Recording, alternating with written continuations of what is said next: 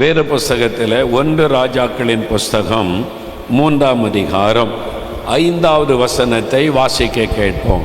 கிபியோனிலே கர்த்தர் சாலமோனுக்கு ராத்திரியில் சொப்பனத்திலே தரிசனமாகி, நீ விரும்புகிறதை என்னிடத்தில் கேள் என்று தேவன் சொன்னார். சாலமோன் இளம் வயதிலே ராஜாவாக தேவனால் தெரிந்து கொள்ளப்படுகிறார். தாவீதினுடைய குமாரனாகிய சாலமோனை தாவீதுக்கு அடுத்து ஆண்டவர் ராஜாவாக இஸ்ரவேல் தேசத்திற்கு ஏற்படுத்துகிறார். ஒரு பெரிய தேசம், ஏராளமான ஜனம், 12 கோத்திரம் உள்ள ஒரு பெரிய தேசம். ஆண்டவர் அந்த ஜனத்திற்கு ராஜாவாக சாலமோனை தெரிந்து கொள்ளுகிறார். சாலமோன் ஆண்டவர் மேலே ரொம்ப அன்பும் விசுவாசம் உள்ளவனாயிருந்தான். வாலிப வயதில் ரொம்ப அன்பும் கர்த்தர் மேலே விசுவாசம் உள்ளவனாயிருந்தான். அதனால் இந்த சாலமோன் கர்த்தரை தொழுது கொள்ள அவன் கிபியோனுக்கு வந்த சமயம் ஆண்டவருக்கு பலிகளை செலுத்தி அந்த கால முறைமையின்படி கர்த்தரை தொழுது கொண்ட பிறகு ஆண்டவர் சாலமோனுக்கு தரிசனமாகிறார். கர்த்தர் சொப்பனத்திலே பிரத்யட்சமாய் வந்து நின்று சாலமோனோடு பேசுகிறார். ஆண்டவர் பேசும்போது, சாலமோனே, நீ விரும்புகிறதை என்னிடத்தில் கேள். உன்னுடைய இருதயத்தில் என்ன விருப்பம் இருக்கிறது, என்கிட்டருந்து உனக்கு என்ன ஆசீர்வாதம் வேண்டும், நீ விரும்புகிறதை என்னிடத்தில் கேள். ஆண்டவர் அவனை குறித்து சந்தோஷப்பட்டு, வாலிப வயசில் இவன் என்னை குறித்து பயபக்தி உள்ளவனாக இருக்கிறானே, இவன் என்னை தொழுது கொள்ள வந்திருக்கிறானே, அதனால் அவன் விருப்பத்தை நிறைவேற்றலாம் என்று ஆண்டவர் தரிசனமாகி கேட்கிறார். நீ விரும்புகிறதை என்னிடத்தில் கேள் என்பதாக. சாலமோன் ஒரு காரியத்தை கேட்கிறார். ஆண்டவர் அவர் கேட்காத ஆசீர்வாதத்தை அருளி செய்கிறார். நாம் எல்லாருக்குமே தெரியும், ஆண்டவர் எனக்கு ஞானம் வேண்டும் என்று சாலமோன் கேட்டார். ஒரு ஆசீர்வாதத்தை கேட்கிறார். ஆண்டவர் அதையும் நான் தருவேன் என்று சொல்லி, நீ கேட்காத ஐஸ்வர்யத்தையும் மகிமையும் உனக்கு தருவேன் என்பதாக இரட்டிப்பான நன்மையை ஆண்டவர் வாக்கு கொடுத்து அதை சாலமோனுடைய வாழ்க்கையிலே நிறைவேற்றினார் என்பதை நாம் வேத புஸ்தகத்திலே தெளிவாய் அறிந்து கொள்ளுகிறோம். அப்போ தேவன் வாக்கு கொடுத்தால் அந்த வாக்கு தத்தத்தின்படி காரியங்களை செய்கிறவர். இப்போ சாலமோனிடத்தில் ஆண்டவர் வந்து, உனக்கு என்ன விருப்பம் கேள் என்று சொல்லுகிறார். ஆண்டவர் சாலமோனை 2 மடங்காய் ஆசீர்வதிக்க காரணம் என்ன? அவன் ஒன்று தான் கேட்டான். அவன் கேட்காத ஐஸ்வர்யத்தையும் மகிமையும் கூட ஆண்டவர் தந்து அவன் ஆசீர்வதித்து மேன்மைப்படுத்த காரணம் என்ன? அப்போ ஆண்டவர் நம்மை ஆசீர்வதிக்க வேண்டுமானால் நம்மிடத்தில் ஆண்டவர் என்ன எதிர்பார்க்கிறார், நாம் அதில் கவனம் செலுத்த வேண்டும். இப்போ சாலமோன் ஆண்டவர் வந்து நின்று கேட்ட உடனே அவனை ஜெபிப்பதற்கு நிறைய காரியம் இருக்கிறாரு. ஆனால் சாலமோன் ஆண்டவரிடத்தில் கேட்ட விண்ணப்பம் பாருங்க, அவனுடைய ஜெபம் தேவனுக்கு உகந்த ஜெபமாய் இருந்தது என்பதாக வேதம் சொல்லுகிறார். 10வது வசனம் பாருங்க, வாசிக்க கேட்போம். சாலமோன் இந்த காரியத்தை கேட்டது ஆண்டவருடைய பார்வைக்கு உகந்த விண்ணப்பமாயிருந்தது. ஆண்டவருடைய பார்வைக்கு உகந்த விண்ணப்பம். நல்ல கவனிங்க, அவனுடைய ஜெபம், அவனுடைய விண்ணப்பம் தேவனுடைய பார்வைக்கு உகந்த விண்ணப்பம், தேவனை பிரியப்படுத்துகிற ஒரு ஜெபம், ஆண்டவரை சந்தோஷப்படுத்துகிற ஒரு ஜெபம். அதுதான் ஆண்டவரை மகிழ பண்ணினார். ஆண்டவரிடத்தில் அப்படி என்ன ஜெபம் பண்ணினான்? அந்த வசனத்தை நீங்கள் கவனித்தால், சாலமோன் கர்த்தரிடத்தில் கேட்கிறார், உமது ஜனங்களை நியாயம் விசாரிக்கவும் நன்மை தீமை இன்னதென்று வகையிருக்கவும் அடியனுக்கு ஞானமுள்ள இருதயத்தை தந்தருளும். 9ஆம் வசனத்தில், ஆண்டவரே, நான் சிறு பிள்ளையாக இருக்கிறேன், இளைஞனாக இருக்கிறேன், நீர் இவ்வளோ பெரிய தேசத்துக்கு என்னை ராஜாவாக ஏற்படுத்தி இருக்கிறீர், இவங்கெல்லாம் உம்முடைய ஜனம், பெரிய ஒரு தேசம், ஒரு பெரிய கூட்டம், உம்முடைய ஜனம், நான் என் இஷ்டப்படி ஆளுகை செய்ய முடியாது, எனக்கு இவங்களை ஆளுகை செய்யக்கூடிய ஞானமும் கிடையாது, புத்தியும் கிடையாது. அப்போது எனக்கு ஞானம் வேணும். உம்முடைய ஜனத்தை, நீர் கொடுத்திருக்கிற பொறுப்பை நான் சரியாக செய்ய வேண்டுமானால், உம்முடைய ஜனத்தை சரியாக நான் நியாயம் விசாரித்து நடத்த வேண்டுமானால் என்னுடைய புத்தியினால செய்ய முடியாது, அதற்கு உம்முடைய ஞானம் எனக்கு வேண்டும் என்று ஒரு ஜெபம் செய்கிறார். அந்த ஜெபம் தேவனுக்கு ரொம்ப பிரியமாக இருந்ததாம். நல்ல கவனிங்க, ஆண்டவர் அதில் பிரியப்பட்டு சாட்சி கொடுக்கிறார். ஆண்டவரை சொல்லுகிறார், சாலமோனை பார்த்து என்ன சொல்றார் பாருங்க. 1 ராஜாக்கள் 3:11. ஆகையால் தேவன் அவனை நோக்கி, நீ உனக்கு நீடித்த நாட்களை கேளாமலும் ஐஸ்வர்யத்தை கேளாமலும் உன் சத்துருக்களின் பிராணனை கேளாமலும். ஆண்டவரே சொல்றார், சாலமோனே நீ உனக்கு நீடி ஆயுள் தாருன்னு கேட்கல. கேட்டிருந்தா ஆண்டவர் கொடுத்திருப்பார், எனக்கு நீடி ஆயுளை தாங்க. ஏன்னா ஆண்டவரே வந்து நின்று கேட்கிறா, உனக்கு என்ன விருப்பம் நீ கேளு, நான் தரேன்னு சொல்றார். எனக்கு நீடி ஆயுள் வேணும் ஆண்டவரே, கேட்டிருந்தா ஆண்டவர் கொடுத்திருப்பார். ஐஸ்வர்யம் வேணும், நான் ராஜாவா இருக்கிறேன், ஐஸ்வர்யம் இருந்தால் தான் நான் எல்லாத்தையும் நான் விரும்பினதெல்லாம் செய்ய முடியும், ஐஸ்வர்யம் வேணும், கேட்டிருந்தா ஆண்டவர் தந்திருப்பார். என்னுடைய சத்துருக்கள் உடைய பிராணன் எனக்கு வேணும், பக்கத்து நாடுகளை எதிராளிகள் இருக்கிறாங்க, அவங்கள நான் ஜெயிக்கணும், அந்த தேசத்தில் நான் சுதந்திரிக்கணும், என் நாட்டினுடைய எல்லை பெருசாகணும், கேட்டிருந்தா ஆண்டவர் தந்திருப்பார். கர்த்தரே சொல்லுகிறார், நீ உனக்கு நீடிய ஆயுளையும் கேட்கல, ஐஸ்வர்யத்தையும் கேட்கல, நீ உன் எதிரிகளுடைய ஜீவனையும் கேட்கல. அப்போ நீ உனக்கு உண்டான சுயநலமான எந்த காரியத்தையும் கேட்கவில்லை. உன்னுடைய ஜெபம் சுயநலமற்றது. அதனால அந்த ஜெபம் எனக்கு ரொம்ப பிரியமா இருக்குது. நல்லா கவனிங்க. இன்னைக்கு ஆண்டவர் உங்க முன்னால தோன்றி, உனக்கு என்ன வேணும் மகனை கேளு. குழந்தை இல்லாதவங்க இந்த வருஷம் எனக்கு குழந்தை தந்துருங்க ஆண்டவரே. வேலை இல்லாதவங்க இந்த வருஷம் எனக்கு வேலை கொடுத்துருங்க, உடனே தாங்க. கடன் பிரச்சனையில் இருக்கிறவங்க இந்த வருஷம் கடன் பிரச்சனை விடுதலை கொடுங்க. வீடு இல்லாதவங்க எனக்கு இந்த வருஷம் வீடு கட்டி கொடுங்க. எங்களுக்கு ஒரு கார் வேணும், இந்த வருஷம் கார் வாங்கி கொடுங்க. எங்கள் எல்லைகளை விஸ்தாரமாக்குங்க. நிறைய காரியம் இருக்குல்ல, நமக்கு நிறைய தேவை இருக்குல்ல. உங்கள் வீட்டில், பிஸ்னஸில், பிள்ளைகள் காரியத்தில், பிள்ளைகள் எனக்கு நிறைய மார்க்கு கொடுங்க ஆண்டவரே. என் பிள்ளைங்க இந்த வருஷம் அரசாங்க தேர்வில் நிறைய மார்க் எடுக்கணும், நீட் தேர்வில் வெற்றி பெறணும், டாக்டர் ஆயிரணும், என்ஜினியர் ஆயிரணும், இந்த யூனிவர்சிட்டியில் இடம் கிடைச்சிடணும். நிறைய விண்ணப்பங்கள், நிறைய ஆசைகள், நம்முடைய விருப்பங்கள் எல்லாம் இருக்குது. எல்லாமே செல்ஃப் சென்டர்டு, எல்லாமே சுயநலம், நம்மை சார்ந்தது. எனக்கு இது வேணும், எனக்கு இது வேணும், எனக்கு சுகம் வேணும், எனக்கு ஆசீர்வாதம் வேணும், என் பிள்ளைங்க வெற்றி பெறணும், எனக்கு குழந்தை வேணும், எங்கள் குடும்பத்தில் திருமணம் நடக்கணும், என் கடன் பிரச்சனை மாறணும், என் சபை வளரணும், என் ஊழியம் ஆசீர்வதிக்கப்படணும். எல்லாமே சுயநலம். நீங்களே யோசித்து பாருங்களேன், நம்முடைய ஜெபத்தில் 90% சுயநலம் தான் இருக்குது. சுயநல ஜெபம். எனக்கு, என் குடும்பத்துக்கு, என்னை சார்ந்து என்ன ஆண்டவர் தருகிறார். ஏன்னா என் நாமத்தில் எதை கேட்டாலும் செய்வேன்னு சொல்லி இருக்கிறார். சுகம் வேணும்னா சுகம் தருகிறார், விடுதலை வேணும்னா விடுதலை கொடுக்கிறார், வேலை வேணும்னா வேலை கொடுக்கிறார். அவருடைய சுபாவம் தகப்பனுடைய சுபாவம். நம்ம பிள்ளைகளாக நேசிக்கிறதுனால நம்ம கேட்கிறதை ஆண்டவர் தருகிறார். ஆண்டவர் மறுக்கிறதில்லை. ஆனால் ஆண்டவரை சந்தோஷப்படுத்துகிற ஒரு ஜெபம், ஆண்டவரை மகிழ பண்ணுகிற ஒரு ஜெபம், அது என்ன ஜெபம்? அதான் சுயநலம் இல்லாத ஒரு ஜெபம். சாலமோனுடைய ஜெபத்தில் சுயநலம் இல்லை.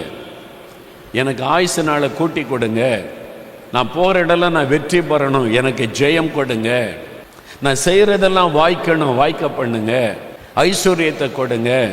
இதெல்லாம் சுயநலமான காரியங்கள். அப்படி ஒன்றுமே சாலமோன் கேட்கவில்லை. ஆண்டவர் பிரத்யட்சமாக நின்று உனக்கு என்ன வேணும் கேளு மகனே நீ சொல்கிறார். அப்பா ஒரு ஜெபம் பண்ணுகிறார். அந்த ஜெபம் நல்லா கவனித்து பாருங்க. ஆண்டவரே, நீர் என்னை ராஜாவாக வச்சிருக்கிறீங்க, இதெல்லாம் உம்முடைய ஜனம், இந்த முழு தேசத்தை நான் ஆளுகை செய்து இந்த மக்களை நீதியாய் நடத்துவதற்கு உம்முடைய ஜனம், உம்முடைய தேசம், அவங்களுக்கு என்னை ராஜாவாய் வைத்திருக்கிறீர். அந்த உம்முடைய ஜனத்தை நீதியின்படி நடத்தவும் நான் அவளை ஆளுகை செய்யவும் எனக்கு ஞானம் வேண்டும். அவன் கேட்கிற ஜெபத்தை நீங்க கவனித்தீங்கன்னா, தனக்கென்று சுயநலமாய் கேட்காதபடி கர்த்தரை மையமாய் வைத்து ஒரு ஜெபம் செய்கிறார். உம்முடைய ஜனத்தை ஆளுகை செய்ய எனக்கு ஞானம் வேணும். நான் தான் உலகத்தில் சிறந்த ஞானியா இருக்கணும், என்னை பற்றி எல்லாரும் புகழணும், அந்த மாதிரி கூட அவர் கேட்கல. அதை தேவன் கொடுத்தார், அந்த புகழ்ச்சியை தேவன் கொடுத்தார்.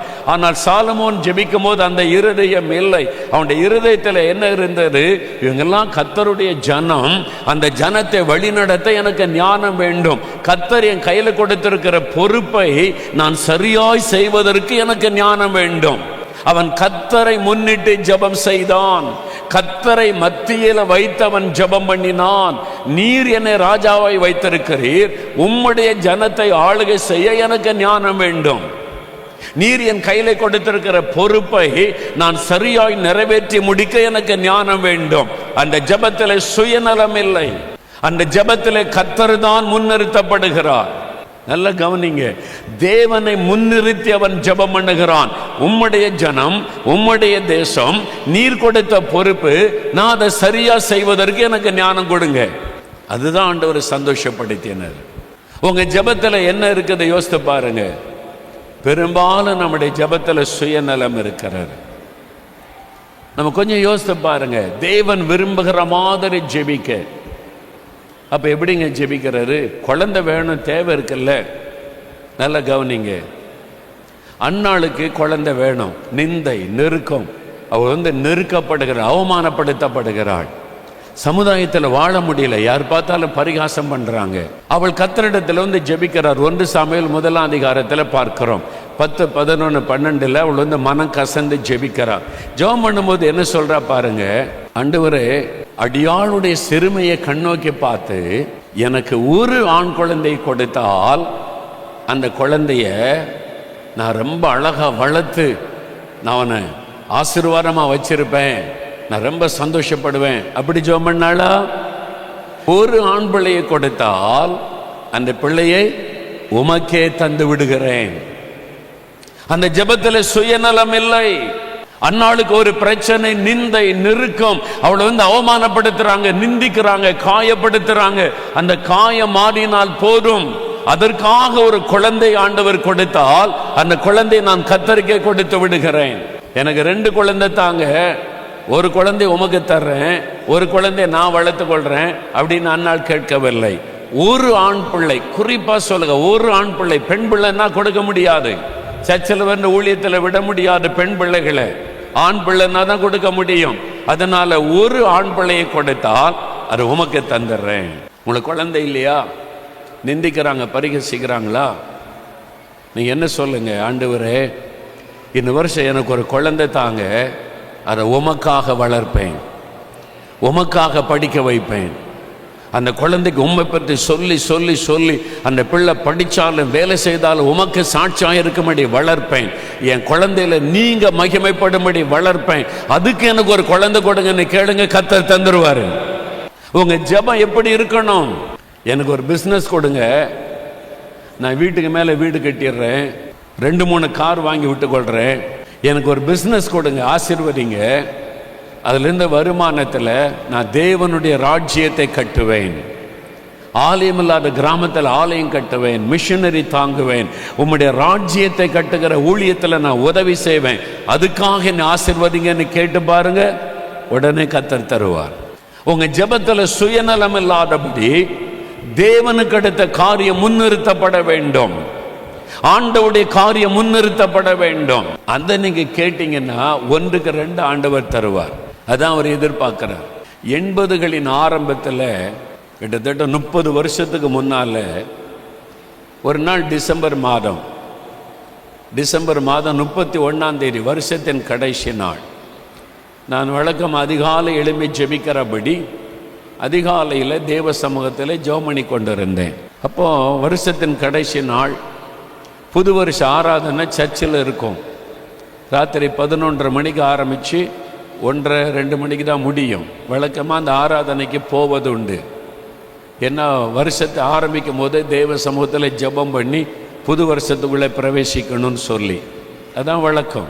அந்த வருஷம் நான் டிசம்பர் 31ஆம் தேதி காலையில் ஜெபிக்கும் போது ஆண்டவர் சொன்னார், இன்றைக்கு இரவு நீ ஏன் சமூகத்தில் காத்துரு, தனிமையாக காத்துரு, நான் உன்னை சந்திக்க வருவேன். I am going to meet you. I am going to visit to you. I am going to reveal myself to you. So you have to wait upon my feet tonight. இன்றைக்கு இரவு என் சமூகத்தில் நீ காத்திருக்கணும், நீ தனியாக இருக்கணும், நான் உன்னை சந்திக்க வருவேன் அப்படின்னு ஆண்டவர் சொன்னார். எவ்வளோ சந்தோஷம் இல்லை? வானத்தை பூமி உண்டாக்கின தேவன் வந்து இன்னைக்கு நீ காத்துரு, நான் உன்னை சந்திக்க வர்றேன்னு சொன்னால் எவ்வளோ பெரிய பாக்கியம். எனக்கு பெரிய எக்ஸைட்மெண்ட். அதனால் சரி ஆண்டவரேன்னு சொல்லி பகலெல்லாம் எனக்கு ஒரு பெரிய எக்ஸைட்மெண்ட், சந்தோஷம். எப்போ சாயங்காலம் வரும், ராத்திரி வரும்னு எதிர்பார்ப்பு. எங்கள் இடத்துல ஒரு ப்ரேயர் டென்ட், ஜெப கூடாரம் ஒன்று அமைத்திருந்தோம். பழைய கட்டடங்களில் தேவனுடைய வீட்டுக்கு பின்பகுதியில் ப்ரேயர் டென்ட், தனி ஜெபத்துக்காக ஒரு டென்ட் அமைச்சிருந்தோம். அதில் பர்சனல் ப்ரேயர் பண்ணுவாங்க, chain prayer 24 hours chain prayer நடந்துக்கிட்டே இருக்கும். இந்த மாதிரி ஜெபத்துக்கு ஒரு டென்ட் அமைச்சிருந்தோம். அப்போ வந்து டெம்பரவரியாக ஒரு டென்ட் அமைச்சிருந்தோம். இப்போ அதை கட்டி இருக்கிறோம், ப்ரேயர் டென்ட்டுன்னு அங்கே இருக்கிறாரு. இப்போவும் ஜெபத்துக்காக அநேகர் பயன்படுத்துகிறாங்க. அங்கே நான் வழக்கமாக போய் ஜெபிக்கிறது உண்டு. அன்றைக்கு மாலையில் அங்கே தான் நான் ஜெபிக்க போனேன். 10 மணிக்கெல்லாம் போயிட்டேன். நான் சீக்கிரமாகவே போயிட்டேன். ஆண்டோடைய பாத்தில் உட்கார்ந்து அந்த வருஷத்தில் ஆண்டவர் நடத்தினதெல்லாம் நினச்சி துதித்து கொண்டே இருந்தேன். வசனத்தை தியானித்தேன். நடுராத்திரி எப்போ வரும், புது வருஷத்தின் அந்த கட்டம் எப்போ வரும், அந்த ஆண்டவர் என்னை சந்திக்க வருவேன்னு சொல்லியிருக்கிறாரே அப்படின்னு ரொம்ப காத்திருந்தேன். நல்ல துதித்து பாடி வசனத்தை தியானித்து தேவ சமூகத்தில் என்னுடைய இருதயத்தை ஆயத்தப்படுத்தி பக்குவப்படுத்தி காத்திருந்தேன். அந்த நேரம் நெருங்க நெருங்க நெருங்க ஒரு பெரிய எதிர்பார்ப்பு. சில சமயம் இருதய வேகமாக துடிக்குது, ஒரு எக்ஸைட்மெண்ட். மனிதன் அல்ல, சர்வ வல்லமுள்ள ஆண்டவர் நான் உன்னை சந்திக்க வருவேன்னு சொல்லியிருக்கிறாரே. இப்போ எனக்கு என்ன ஒரு போராட்டம், என்ன கேட்கறது? இயேசு வந்து நின்று அவர் என்னை சந்திக்கும் போது என்ன கேட்கறது ஆண்டவரிடத்தில்? 9 வரங்களையும் தார ஆண்டவரை நீ கேட்கலாமா? ஊழியத்துக்கு நிறைய இடம் வேண்டியது இருக்கிற ஆண்டவரை, கஷ்டப்படுறோம், இடம் கொடுங்கன்னு கேட்கலாமா? ஊழியத்துக்கு நாங்கள் வந்து இன்னும் வாகனம்லாம் இல்லை, பஸ்ஸில் தான் போய் கஷ்டப்படுறோம், எங்களுக்கு ஊழியத்துக்கு ஒரு வாகனம் கொடுங்கன்னு கேட்கலாமா? ஊழியத்துக்கு என்ன ஆசீர்வாதம் கேட்கலாம், எனக்கு என்ன ஆசீர்வாதம் கேட்கலாம்? அவர்கிட்ட என்ன கேட்டாலும் தருவார்ல, அவர் வருவேன்னு சொல்லியிருக்கிறார். எனக்குள்ள ஒரு பெரிய எக்ஸைட்மெண்ட், என்ன கேட்கலாம் ஆண்டவரிடத்தில், என்ன கேட்கலாம்? பல குழப்பம். அப்படியே யோசித்து பார்க்குறேன், ரொம்ப குழப்பமாகவே இருக்குது. கடைசியில் நான் ஒரு தீர்மானம் பண்ணினேன். என்ன தீர்மானம் பண்ணேன்னா, நான் விரும்புகிறதை கேட்க மாட்டேன். Lord, I am not going to ask what I have desire in my heart. நான் என்ன விரும்புகிறேன்னு அதை கேட்க மாட்டேன். என் விருப்பம் வேண்டாம், நீங்கள் என்ன விரும்புகிறீங்களோ அதுக்காக நான் வேண்டுதல் செய்கிறேன், அப்படி ஜெபிக்கலாம் அப்படின்னு நானே முடிவு பண்ணேன். அந்த ஜெப நேரம், நடுஇரவு நேரம் நெருங்கி வருது. ஆண்டவர் என்ன விரும்புகிறாரோ அதுக்கு நான் ஜெபம் பண்ணுவேன். ஆண்டவர்கிட்ட அதை குறித்து நான் பேசுவேன். அவர் தான் அதை எனக்கு தெரியப்படுத்தணும் அப்படின்னு டிசைட் பண்ணிட்டேன். நான் முழங்கால நின்று அப்படியே ஆண்டவரை துதிச்சுக்கிட்டே இருக்கேன். என் தலை குனிந்து இருக்கிறது, அப்படியே ஸ்தோத்திரம் பண்ணிக்கிட்டே இருக்கிறேன். அந்த நடு இரவு நேரம் வருகிறது. திடீர்னு ஒரு அபிஷேகம், ஒரு அனாயிண்டிங், பரிசுத்த ஆவியானவர் வந்து அப்படியே நிரப்புகிறார். என் உள்ளும் புறமும் ஆவியானவர், அப்படியே முழுமை ஆவியானவர் என்னை மூடிக்கொள்க. அப்படியே பரிசுத்த ஆவியில் நிரம்பி அந்நிய பாஷைகளை பேசி அப்படியே துதித்து கொண்டு இருக்கிறேன். அப்படியே தேவ பிரசன்னம் அந்த இடத்தை ஆட்கொண்டு இருக்கிறாரு. அப்படியே நான் துதித்து கொண்டே இருக்கும்போது என் ஆவிக்குரிய கண் திறக்கப்படுகிறார். நான் திறக்கும்போது பார்க்குறேன், என் பக்கத்தில் சில அடிகள் தூரத்தில் இயேசு நிற்கிறார்.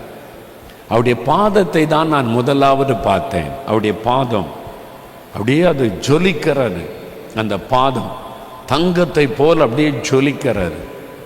அதில் ஆணி கடாவப்பட்ட அந்த காயம் இருக்கிறது. நான் அதை பார்க்கிறேன். இயேசு அந்த காயத்தோடு வந்து நிற்கிறார். அந்த தழும்புகள், ஆணி கடாவப்பட்ட தழும்புகள் இருக்கிறது. அந்த 2 பாதத்தை தான் முதல்ல பார்த்தேன். எனக்கு அப்படியே அழுகையாக வருது, பெரிய சந்தோஷம். இயேசு என் பக்கத்தில் வந்து நிற்கிறாரே.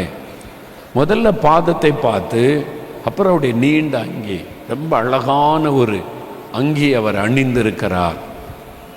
நான் அப்படியே மேலே அவர் பார்க்கும்போது அவருடைய முகம் பிரகாசிக்கிறது.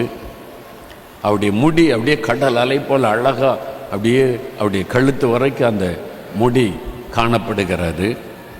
அவருடைய கண்கள் புறா கண்கள், ரொம்ப அழகான அந்த அவருடைய கண்ணை நீங்கள் பார்த்தீங்கன்னா சரண்டர் ஆயிரும் யாராக இருந்தாலும். இயேசுடைய கண்ணை பார்த்தா அவருடைய கண்கள் புறா கண்கள். நான் அவருடைய கண்ணை பார்க்குறேன். அவருடைய கண்ணில் கண்ணீர் பெருக்கெடுத்து நிற்கிறார். அவருடைய கண்ணீர் தழும்பி நிற்கிறார். அப்படி மூடுனா கண்ணீர் வடிஞ்சிரும். அப்படி கண்ணீர் பெருக்கெடுத்து நிற்கிறார். துக்க முகத்தோட ஆண்டவர் நிற்கிறார். நான் அதிர்ச்சி அடைஞ்சிட்டேன். ரொம்ப சந்தோஷமாக இயேசுவை பார்த்துட்டு அவர்கிட்ட பேச போகிறேன்னு முகத்தை பார்த்த உடனே துக்கமாக, ஒரு மனிதன் சோகமாக, உள்ளத்தில் தாங்க முடியாத ஒரு துக்கத்தை சுமந்து கொண்டிருந்த முகம் எப்படி இருக்கும், அந்த மாதிரி அவ்வளவு துக்கம், அந்த வேதனை, அப்படியே கண்ணில் கண்ணீர் பெருக்கெடுத்த சோகமாக அதை பார்த்த உடனே நான் அதிர்ச்சி அடைந்து விட்டேன். அதிர்ச்சி அடைந்து, ஏன் ஆண்டவரே நீங்கள் துக்கத்தோடு இருக்கிறீங்க? நான் சந்தோஷமாக இருந்தேன். இயேசு என்னை சந்திக்க வருகிறார், அவரை பார்க்க போகிறேன், கேட்கணும் அவர்கிட்டலாம் சொல்லி. ஆனால் அவர் துக்க முகத்தோடு இருந்தார். அப்போது ஏன் ஆண்டவரே நீங்கள் துக்க முகத்தோடு இருக்கிறீங்க? அப்போ ஆண்டவர் என்னோடு பேச ஆரம்பித்தார். ஆண்டவர் சொன்னார், நான் விரும்புகிறதுக்காக நீ ஜெபம் பண்ணுவேன்னு சொன்னல. ஆமாண்டவர், அதான் என் தீர்மானம். எனக்குன்னு ஒரு ஆசை இல்லை, எனக்குன்னு ஒரு விருப்பம் இல்லை. நீங்கள் ஆசைப்படுறதான் எனக்கு ஆசை, உங்கள் விருப்பம்தான் என் விருப்பம். நீங்கள் விரும்புகிறதற்கு நான் விண்ணப்பம் பண்ணுறேன். அப்போ ஆண்டவர் சொன்னார், இந்திய தேசத்தை பார், உன்னுடைய தேசம், உன்னுடைய மக்கள், அவங்களை பார், கண்ணை ஏறெடுத்து பார். உன் ஜனங்க எப்படி இருக்கிறாங்க? நீ ஒரு காலத்தில் எப்படி இருந்த? கற்பனை தெய்வங்களை வணங்கி கொண்டு, தெய்வம் அல்லாதவளை தெய்வம்னு நம்பி எதையோ நீ வணங்கி, நீ மெய்யான ஆண்டவராக என்னை அறியாமல் இருந்தாய். உனக்கு என்னை நான் வெளிப்படுத்தி உன்னை ரட்சித்து என் ஊழியக்காக நான் மாற்றி இருக்கிறேன். இன்றைக்கி இந்த தேசத்தில் பாவத்துக்குள்ளும் சாபத்துக்குள்ளும் அழிந்து கொண்டிருக்கிற ஆத்மாக்கள், கோடிக்கணக்கான மக்கள். ஒரு காலத்தில் நீ எப்படி இருந்தியோ அப்படியே இன்றைக்கி கோடிக்கணக்கான மக்கள் அறியாமையினால அவங்க அழிந்து கொண்டிருக்கிறாங்க. இந்த மக்களுக்காக நான் பரிதபிக்கிறேன். இந்த மக்களுக்காக நீ ஜெபம் பண்ணுவாயா என்று ஆண்டவர் கேட்டார். அதுதான் ஆண்டவருடைய உள்ளத்தில் இந்த பாரம், அதுதான் ஆண்டவருடைய உள்ளத்தில் இந்த விருப்பம். அழிந்து கொண்டிருக்கிற அந்த மக்களுக்காக நான் ஜெபிக்கணும், அதான் அவருடைய விருப்பம். அந்த அறிந்த உடனே என் கண்ணிலேருந்து தாரை தாரையாக கண்ணீர். நான் ஜெபிக்கிற ஆண்டவரே, அதுதான் உங்கள் பாரம், அதுதான் உங்களுடைய விருப்பம். நான் ஜெபிக்கிறேன் என் மக்களுக்காக, என் ஜனம் ரட்சிக்கப்பட நான் ஜெபிக்கிற ஆண்டவரே. அழுத நான் ஜெபிச்ச ஆண்டவரே, என் ஜனம் ரட்சிக்கப்படணும், என் இந்திய மக்கள் ரட்சிக்கப்படும், அறியாமல் இருக்கிற என் ஜனங்களுடைய மனக்கண் திறக்கப்படும். தெய்வம் அல்லாததெல்லாம் தெய்வம் நீ நம்பி ஏமாந்து கொண்டிருக்கிற என் ஜனம், செத்து போய் கல்லறைக்கு போகிற மனுஷனை கூட கடவுள் நீ நம்பி ஏமாந்து கொண்டிருக்கிற என் ஜனம் ரட்சிக்கப்படும். எனக்கு உங்களை வெளிப்படுத்தினீங்களே சொல்லி நான் ஜெபிக்க ஆரம்பிச்சோன்னே கண்ணில் கண்ணீர் வடிய ஆரம்பித்தேன். அவருடைய பாதத்தில் இந்த கண்ணீர் விழுந்தார். சுமார் அரை மணி நேரம் நான் ஏங்கி அழுது ஜெபிச்சுக்கிட்டே இருக்கிறேன். அவர் அங்கே தான் நிற்கிறார், அந்த ஜெபத்தை கவனித்து கொண்டே இருக்கிறார். அந்த ஜெபத்தை அவர் ஏற்றுக்கொள்ளுகிறார். அவர் நின்று கவனிக்கிறார். அரை மணி நேரம் நான் கண்ணீர் சிந்தி அழுது நான் முடித்தேன். அப்போ நிமிர்ந்து பார்த்தபோது அவர் என்னை பார்த்து சொன்னார், எனக்கு பிரியமான ஒரு ஜெபத்தை நீ செய்ததுனால இந்த நாள் முதல் நான் உனக்கு ஆத்துமாக்களை கொள்ளை பொருளாய் தருவேன். அதான் எனக்கு கொடுத்த வாக்குத்தத்தம். நீ போகிற இடமெல்லாம் உனக்கு ஆத்துமாக்களை கொள்ளை பொருளாய் தருவேன். அதான் ஆண்டவர் வாக்கு கொடுத்தார். ஆத்துமாக்களை கொள்ளை பொருளா உனக்கு தருவேன். நீ எங்கே போனாலும் உன் மூலமாய் ஆத்துமாக்கள் ரட்சிக்கப்படுவாங்க. நீ சொல்லுகிற வார்த்தையின் மூலமாய் அந்த ஆத்துமாக்களை உனக்கு தருவேன்னு சொல்லிட்டு, அதன் பிறகு ஆண்டவர் இந்த ஊழியத்தை நான் ஆசீர்வதிப்பேன்.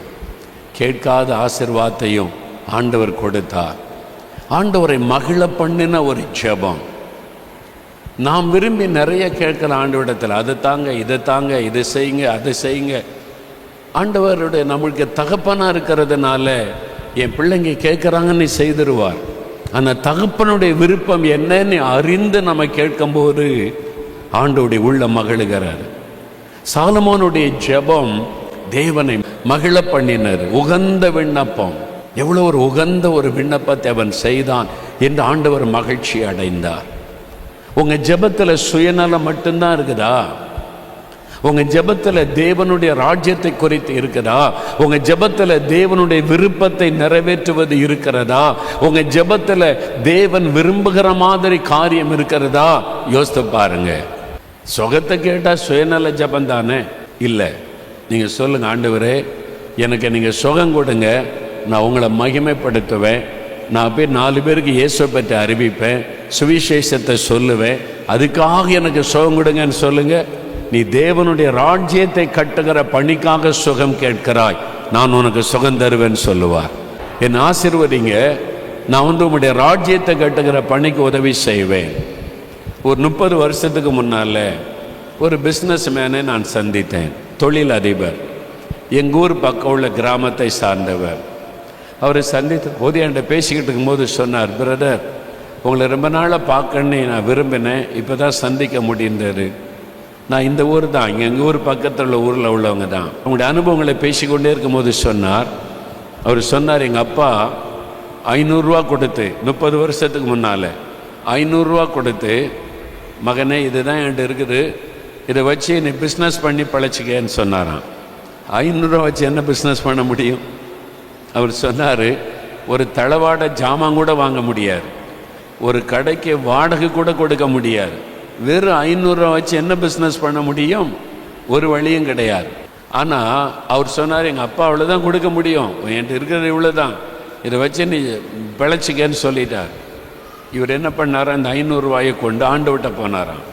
அவர் சொன்னார், ஆண்டவர்கிட்ட போனேன் பிரதர், ஆண்டவருடைய பாத்தில் வச்சு சொன்ன, ஆண்டவரே என்ன ஆசீர்வதிங்க, நீங்கள் என்ன ஆசீர்வதித்து உயர்த்தினீங்கன்னா நான் வந்து சர்ச்சு கட்டி கொடுப்பேன், மிஷினரி அனுப்புவேன், உங்கள் ஊழியத்தை தாங்குவேன், உங்களுடைய ராஜ்யம் விருத்தியாக நான் உதவியாக இருப்பேன், என் ஆசீர்வதிங்கன்னு சொன்னாராம். அவ்வளோதான். அந்த ஜெபம் பாருங்க, சுயநலமில்லாத ஜெபம், தேவனுடைய ராஜ்யத்துக்கு அடுத்த ஒரு ஜெபம்.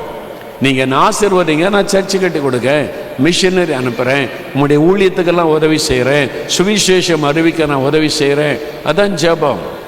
அவர் சொன்னார், பிரதர் கர்த்தர் அற்புதமாக எங்களை ஆசீர்வதித்தார். இன்றைக்கு ஒவ்வொரு மாதமும் தசமபாகம் மாத்திரம் 2 லட்சம் ரூபாய் நான் கர்த்தருக்கு கொடுக்கிறேன். தசமபாகம் 2 லட்சம் நான் கர்த்தருக்கு கொடுக்கிறேன். அப்படி எங்களை கர்த்தர் ஆசீர்வதித்திருக்கிறார். நீ கற்பனை பண்ணி பாருங்க, எப்படி ஆசீர்வாதம், எப்படிங்க இவ்வளோ ஆசீர்வாதம். வெறும் 500 ரூபா தான்.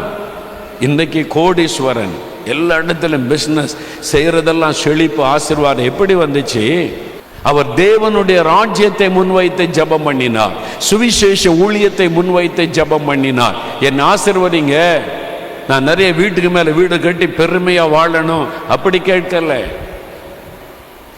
உம்முடைய ராஜ்யத்துக்கு நான் உதவியா இருப்பேன், ஆலயம் கட்டி கொடுப்பேன், மிஷினரி தாங்குவேன், சுவிசேஷ ஊழியத்தை தாங்குவேன், என் ஆசீர்வதிங்க. அதனால ஆண்டவர் ஒரு குறை வைக்கல, நல்ல வீடு வசதி, காரு வசதியா வச்சிருக்கிறாரு.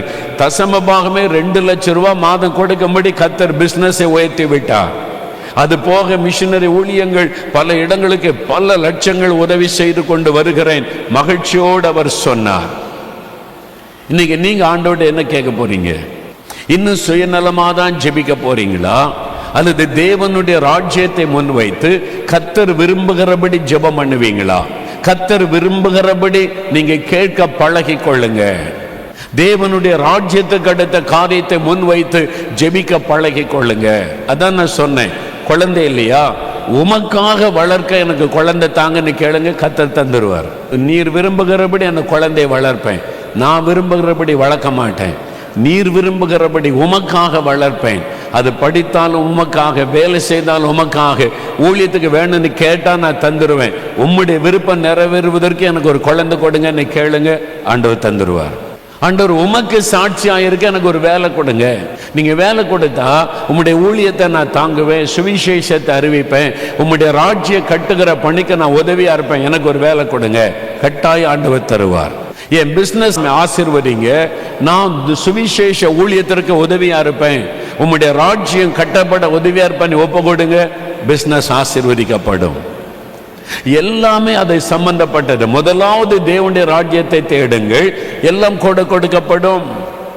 நான் அப்படிதான் சொல்லுவேன், ஆண்டவரே இது உம்ம ஊழியம், இயேசுவுடைய ஊழியம், நீங்க ஆசீர்வாதமா நடத்துறீங்க, பல ஊழியங்களுக்கு எங்களை ஆசீர்வாதமா வச்சிருக்கிறீங்க, மிஷனரி ஸ்தாபனங்களுக்கு, பாஸ்டர்மார்களுக்கு, சுவிசேஷகர்களுக்கு, ஏழைகளுக்கு என்று பல ஊழியங்களுக்கு ஆசீர்வாதமா வச்சிருக்கிறீங்க.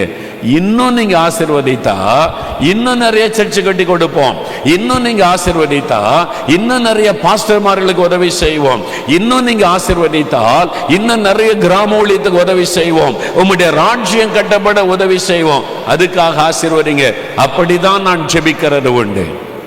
தேவனுடைய ராஜ்யத்தை முன்வைத்து ஜெபிக்க பழகி கொள்ளுங்க. ஒரு சுயநலமில்லாத ஜெபம், தேவனுக்கு அடுத்த காரியத்துக்கு முக்கியத்துவம் கொடுக்கிற ஒரு ஜெபம், அதுதான் உடைய நோக்கமா இருக்கணும்.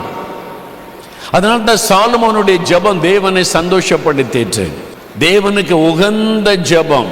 அதனால ஆண்டவர் சொல்றாரு, முதலாவது ஆசீர்வாதம், அவன் கேட்ட ஆசீர்வாதம். ஆண்டவர் என்ன சொல்றார் பாருங்க, உனக்கு ஞானம். பாருங்க அந்த வசனத்தை வாசிப்போம். உன் வார்த்தைகளின்படி செய்தேன், ஞானமும் உணர்வும் உள்ள இருதயத்தை உனக்கு தந்தேன். இதிலே உனக்கு சரியானவன் உனக்கு முன் இருந்ததும் இல்லை, உனக்கு சரியானவன் உனக்கு பின் எழும்புவதும் இல்லை. உன் வார்த்தையின்படி செய்தேன். எவ்வளவு அழகான பதில் பாருங்க. ஆண்டவர் சொல்றார், சாலமோனே உன் வார்த்தையின்படி செய்தேன். ஒரு மனுஷனுடைய வார்த்தையை ஆண்டவர் அப்படியே நிறைவேற்றுகிறார், ஒரு மனிதனுடைய வார்த்தையை நிறைவேற்றுகிறார். உன் வார்த்தையின்படி நான் செய்தேன். சாலமோனே ஞானத்தை கேட்டல்ல, உன் வார்த்தையின்படியே செய்தேன். உனக்கு ஞானத்தையும் உணர்வுள்ள இருதயத்தையும் தருகிறேன். ஞானம் நமக்கு தெரியும், சாலமோனை போல ஒரு ஞானவான் அதற்கு முன்னும் இல்லை, அதற்கு பின்னும் எழும்பினது இல்லை. அவர் எழுதின நீதிமொழிகள் இன்றைக்கு வரைக்கும் அநேகரோடு பேசுகிறாரு. அவர் எழுதின நீதிமொழிகள், ஞானமுள்ள மகன், ஞானமுள்ள மகன், எதை சம்பாதிக்காவிட்டாலும் ஞானத்தை சம்பாதித்துக்கொள். நிறைய நீதிமொழிகளை அவர் எழுதி கொண்டே இருக்கிறார். ஞானத்தினாலே வீடு கட்டப்படும் என்பதை அவர் எழுதி வைத்திருக்கிறார். ஞானம் எவ்வளவு அவசியம் என்பதை எழுதுகிறார். ஞானம் அது தேவனிடத்திலிருந்து வருகிறது. அறிவு, நம்ம நிறைய புஸ்தகங்களை வாசிப்பதனால் அறிவு வரும்.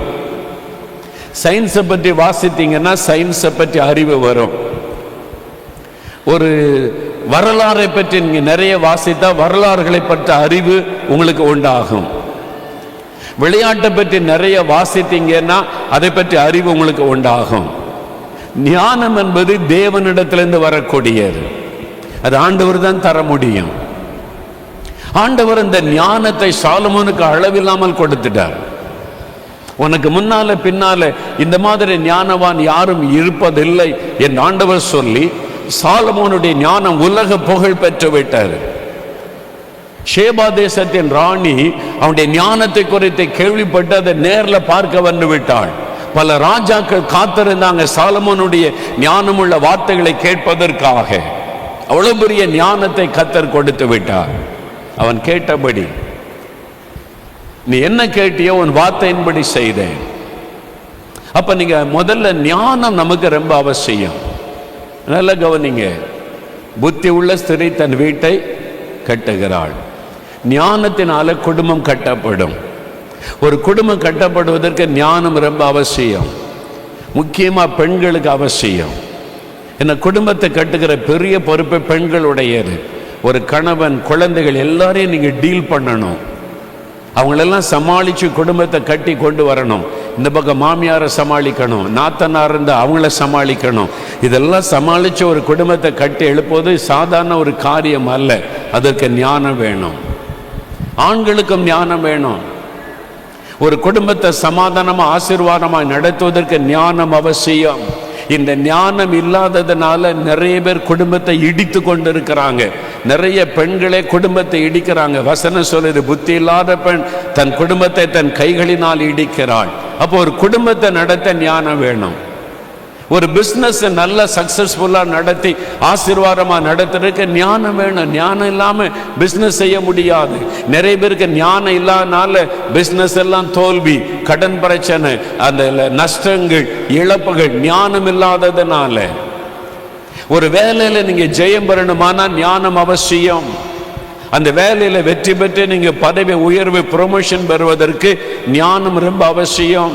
அப்ப எந்த காரியத்திற்கும் எந்த மனிதனுக்கும் ஞானம் அவசியம். பிள்ளைகளுக்கு ஞானம் வேணும், வாலிபர்களுக்கு படிப்பிற்கேற்ற ஞானம் வேணும், படிச்சு முடிச்சவங்களுக்கு வேலை செய்வதற்குரிய ஞானம் வேண்டும், பிசினஸ் செய்வதற்கு ஞானம் வேண்டும், குடும்பத்தை கட்டி எழுப்ப ஞானம் வேணும், ஒரு ஊழியத்தை நடத்துறதுக்கு ஞானம் வேணும்.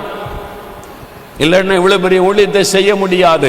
நான் ஆண்டவர்கிட்ட போய் கேட்பேன், எனக்கு ஞானம் இல்லை ஆண்டவரே, இவ்வளவு பெரிய ஊழியத்தை பொறுப்பை என் கையில தந்திருக்கிறீங்க, எனக்கு ஞானம் கொடுங்க, எப்படி பேசணும், என்ன செய்யணும், எப்படி செயல்படணும், என்னென்ன காரியத்தை தீர்மானம் பண்ணி எனக்கு ஞானம் இல்லை, எனக்கு ஞானம் கொடுங்க. கர்த்தருடைய ஞானம் எனக்கு அவசியம். அப்ப எந்த காரியத்திற்கு ஞானம் அவசியம். அப்ப முதலாவது ஆண்டவரிடத்துல ஞானத்தை நீங்க கேட்கணும். யாக்கோபு 1:5-6 உங்களில் ஒருவன் ஞானத்தில் குறைவுள்ளவனாயிருந்தால் ஒருவரையும் கடிந்து கொள்ளாதவரும் யாவருக்கு சம்பூர்ணமாய் கொடுக்கிற தேவனிடத்தில் கேட்க கடவன்.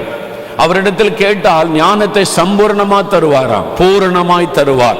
சாலமோன் கேட்டான், அவனுக்கு சம்பூர்ணமான ஞானத்தை கொடுத்தார். யாருக்குமே இல்லாத ஞானத்தை சாலமோனுக்கு ஆண்டவர் கொடுத்தார். பாருங்க, சாலமோன் இளம் வயது உள்ளவன், அரண்மனையில் அரியாசனத்தில் உட்கார்ந்து இருக்கிறான். அந்த அதிகாரத்தில் பின்னால வாஸ்து பார்த்தீங்கன்னா 2 பெண்கள் வர்றாங்க, ஒரு குழந்தை தூக்கி கொண்டு வர்றாங்க. ஒரு டிஸ்பியூட் வருகிறார். ஒரு பெண் சொல்லுகிறாள், இது ஏன் குழந்தை, இவ குழந்தை இறந்து விட்டாரு, ராத்திரி படுத்திருக்கும் போது மேலே புரண்டு படுத்து குழந்தை இறந்துச்சு, ஏன் குழந்தை இவள் எடுத்துக்கொண்டாள், செத்து போன குழந்தைய என்கிட்ட கொண்டு போட்டுட்டா, நான் பார்க்கறது ஏன் குழந்தை இல்லை, உயிரோடு இருக்கிறதா ஏன் குழந்தை. அவ சொல்லுகிறாள், இல்லை இது ஏன் குழந்தை, இறந்து போனது அவளுடைய குழந்தை அப்படின்னு அவள் வாதாடுகிறாள். அரண்மனையில் எல்லாரும் அமைச்சர்கள், அங்கே பெரிய பெரிய ஆட்கள், அந்த போர் சேவகர்கள், கேப்டன் ஆஃப் த ஆர்மி எல்லாம் இருக்கிறாங்க, எல்லாம் பார்க்குறாங்க. சாலமோன் இளம் வயதுள்ளவர். ஒரு முதல் கேஸ் வருது, எப்படி டீல் பண்ண போறார் ராஜா பார்க்கலான்னு. எப்படி கண்டுபிடிக்கிற, இந்த காலம்னா DNA டெஸ்ட் பண்ணிடலாம், உடனே டாக்டர்கிட்ட அனுப்புப்பா, டெஸ்ட் பண்ணுங்க, பிளட் எடுத்து டெஸ்ட் பண்ண கண்டுபிடிச்சிடலாம் அப்படின்னு சொல்லுவாங்க. அந்த காலத்தில் அதெல்லாம் கிடையாது. இப்போ பெரிய சோதனை, எப்படி இந்த பிரச்சனைக்கு தீர்வு சொல்ல போகிறார் ராஜா என்று எல்லாரும் கவனிச்சு பார்க்குறாங்க. சாலமோன் அமைதியா உட்கார்ந்து கவனிக்கிறார். அங்கதான் தேவனுடைய ஞானம் வெளிப்படுகிறாரு, கர்த்தருடைய ஞானம் வெளிப்படுகிறது. பாருங்க, ஆண்டவருடைய ஞானம். சாலமோன் அப்படியே பார்க்கிறார். 2 பேரும் என் குழந்தை என் குழந்தைன்னு சொல்றாங்க. இது யார் குழந்தைன்னு எப்படி கண்டுபிடிச்சு சொல்றது செய்யறது? அவர் சொன்னார், ஒரு போர் சேவனை பார்த்து ஒரு வாள் எடுத்துட்டு வான்னார்.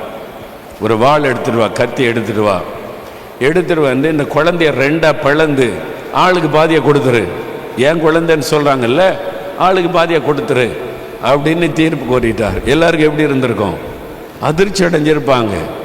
மந்திரிமார்கள், இராணுவ தலைவர்கள், என்ன ராஜா இப்படி சொல்லிட்டாரு, குழந்தைய வெட்டி கொடுக்க சொல்றாரு, ஐயோன்னு சொல்லி பட்டயத்தை கொண்டு வந்துட்டான் ஒரு ஆளு. ராஜாவுக்கு கீழ்ப்படிந்து குழந்தை படுக்க வை, 2ஆ வெட்டிடலான்னு பட்டயத்தை ஓங்கின உடனே ஒரு தாய் ஓடி வந்து மறிச்சிட்டான். இல்லை, குழந்தைய கொல்ல வேண்டாம், அவளே வச்சுக்கிட்டோம், குழந்தைய கொல்ல வேண்டாம், அவகிட்டே கொடுத்துருங்க.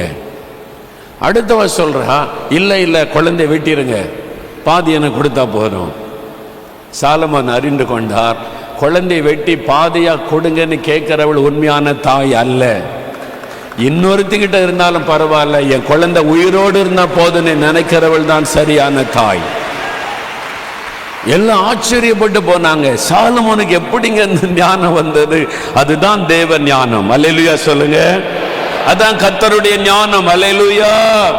கர்த்தர் ஞானம் கொடுக்கிறார்.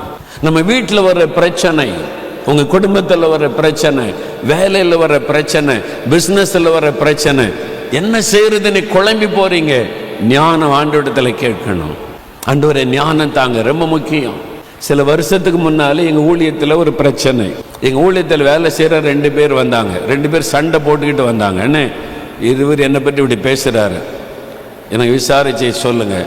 அவர் சொல்ல, இல்லைன்னா இவர் தான் தப்பு, இவர் தான் இப்படி பேசினார். 2 பேரும் இயேசுடைய ஊழியத்தில் இருக்கிற சகோதரர்கள், ஊழியக்காரர்கள். 2 பேரும் சண்டை போட்டு என்கிட்ட கம்ப்ளைண்ட் வருது. நான் விசாரிக்கிறேன், என்ன பிரச்சனை? அவர் இவரை சொல்கிறாரு, இவர் அவரை சொல்கிறார். இப்போ நீங்கள் பண்ணதான் தப்புன்னு ஒருத்தரை சொன்னால் அடுத்த ஆளுக்கு என்ன உண்டாயிரும்?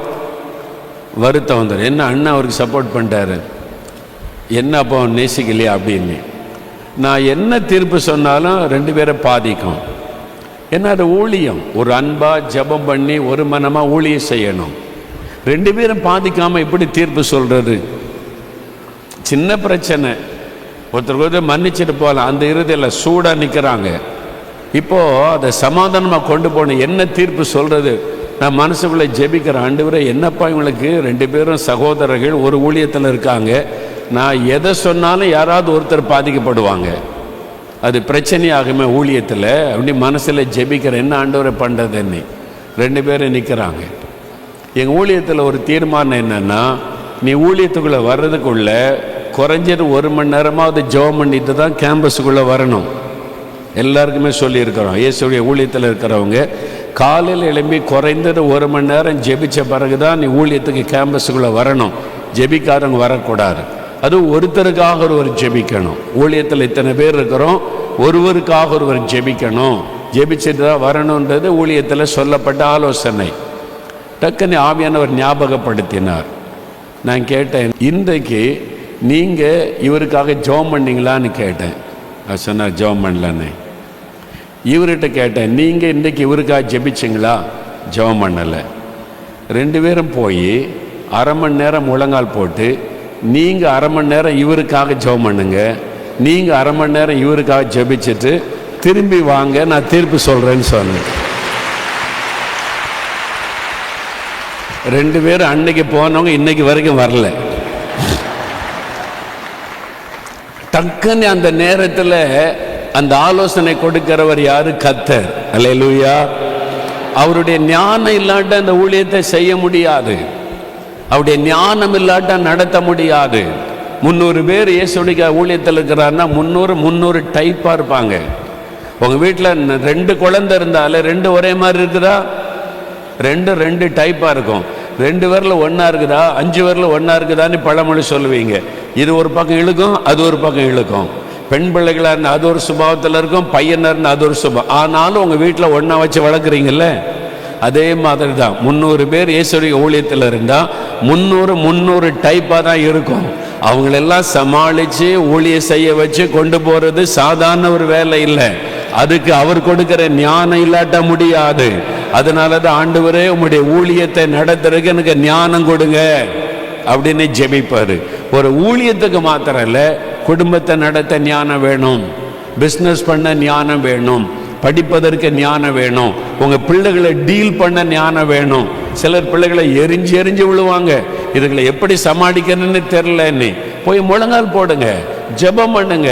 என் பிள்ளைகளை நான் எப்படி ஆண்டவரை ஹேண்டில் பண்ணுறது எனக்கு தெரியல, எனக்கு சொல்லி கொடுங்க, ஞானம் கொடுங்க. என் பிள்ளைங்கிட்ட எப்படி பேசணும், எப்படி நடக்கணும், எப்படி உமக்காக வளர்க்கணும், எனக்கு ஞானம் கொடுங்க. இப்போ இருக்கிற பிள்ளைகளுக்கு அறிவு அதிகம், எனக்கு பதில் சொல்ல தெரியல, எனக்கு ஞானம் கொடுங்க. நீங்கள் கேட்டால் கர்த்தர் இந்த ஞானத்தை உங்களுக்கு தருவார்.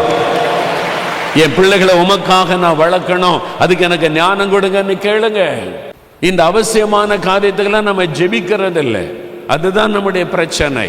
நீங்க இதை கேளுங்க, எனக்கு ஞானம் கொடுங்க ஆண்டவரே, நான் அந்த ஊழியத்தை செய்ய ஞானம் கொடுங்க, சபையை நடத்த எனக்கு ஞானம் கொடுங்க.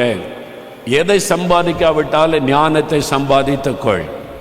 அப்போ உங்களுடைய லைஃப்ல இந்த தெய்வீக ஞானத்தை ஆண்டவரிடத்தில் கேட்கணும். உமக்காக நான் வாழணும், உமக்கு பிரியமா வாழணும், நீர் விரும்புகிறபடி எல்லாத்தையும் நான் செய்யணும், அதுக்கு எனக்கு ஞானம் வேணும்னு கேளுங்களேன், ஆண்டவர் சந்தோஷப்படுவார். இப்ப ஆண்டவர் கொடுத்த முதல் ஆசீர்வாத ஞானம். 2வது என்ன சொல்றார் பாருங்க, அடுத்த வசனம் வாசிப்போம். இதுவும் அன்றி நீ கேளாத ஐஸ்வரியத்தையும் மகிமையையும் உனக்கு தந்தேன், உன் நாட்களில் இருக்கிற ராஜாக்களில் ஒருவனும் உனக்கு சரியானவன் இருப்பதில்லை. நீ கேட்ட ஞானத்தை உனக்கு தருகிறேன், நீ கேட்காத ஐஸ்வர்யத்தையும் மகிமையும் உனக்கு தருகிறேன் ஆண்டவர் சொல்ல. ரெட்டிப்பான நன்மை. நீ கேட்டது ஒன்று மகனே, உனக்கு 2 தரேன். உனக்கு ஐஸ்வர்யத்தையும் மகிமை. ஐஸ்வர்யம் வந்துட்டாலே மகிமை வந்துடும். பணம் வந்துட்டாலே எல்லாரும் மதிக்க ஆரம்பிச்சிருவாங்க. செல்வம் வந்துட்டாலே மற்றவங்க மரியாதை கொடுக்க ஆரம்பிச்சிருவாங்க. சொந்தம் இல்லாதவங்களாம் சொந்தம்னு தேடி வந்துடுவாங்க. நம்ம தூரத்தை சொந்தம் தெரியுமா அப்படின்னு வருவாங்க. நீங்கள் பணம் இல்லைன்னு வைங்களேன், சொந்தக்காரங்க கூட வேலைக்கு போயிடுவாங்க. அப்படியா, நீ சொந்தக்காரனா நீ அப்படிம்பாங்க.